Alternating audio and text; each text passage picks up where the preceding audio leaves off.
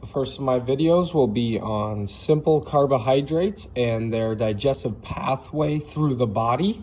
So starting off, simple carbs are just carbs that are made up of monosaccharide and disaccharide molecules in which our body can digest really quickly and use for fuel and energy. So the monosaccharides exist in the body as glucose, fructose, and galactose, and the disaccharides exist as lactose, sucrose, and maltose.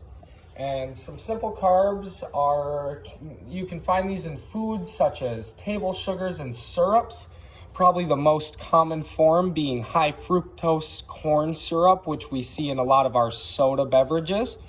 So the pathway that simple carbs take through our body, it begins with ingestion through the mouth.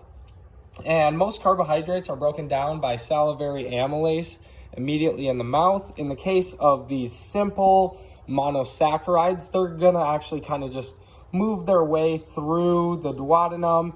And when they first become effective here is at the brush border of the jejunum. And that's where simple carbohydrates are really gonna be broken down first. So the disaccharides, maltose, sucrose, and lactose are split by their effective enzymes being maltase, sucrase, and lactase. So these enzymes in the ileum will split them down into monosaccharides. As you can see here, the maltose will be broken down into two glucose molecules.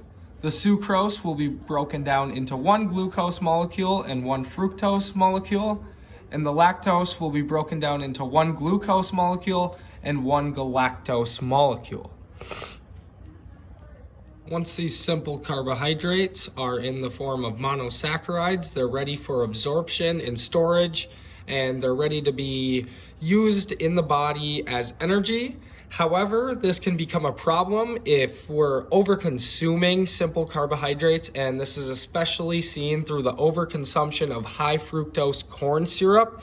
And so essentially, if we're consuming too much of this, our body's not going to be able to produce enough insulin to counter effect this, and eventually over time our body will become and build insulin resistance, which can then lead to diabetes.